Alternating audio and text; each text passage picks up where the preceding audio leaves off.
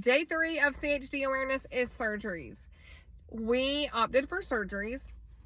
These surgeries just give us extra time with our heart babies until they need more care, or ultimate goal will most likely be a heart transplant.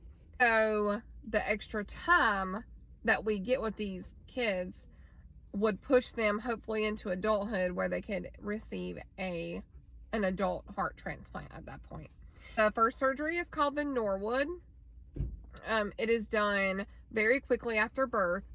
Ultimately, what it does is everyone is born with a hole in between the chambers of their heart, and that surgery keeps that hole open so that these babies can live. His Norwood was done at 5 days old.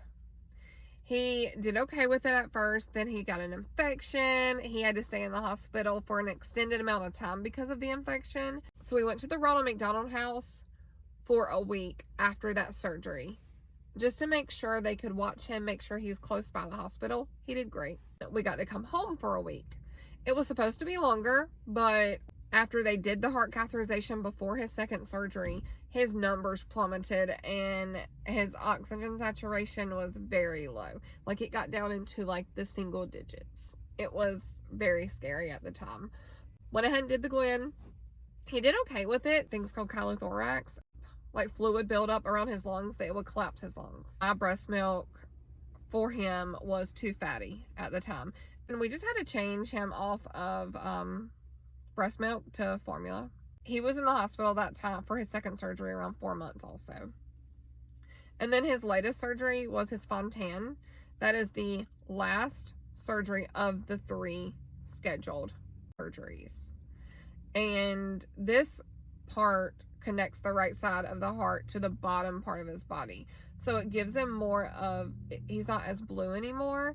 It gives him more blood flow pretty much throughout his body. And it's so crazy to see that he's so pink now versus what he was. And for the Fontan surgery, he was in the hospital around a month and a half. But we're so thankful for these doctors who have did so much for this community.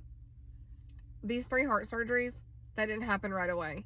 It's been years and years and years. And we're so thankful for every single day that we have with Tanner.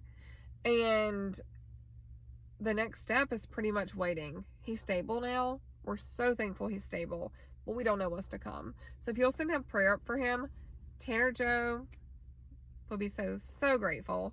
If you have any questions, leave them in the comments. I'd be glad to answer some, even if it's from Tanner's view.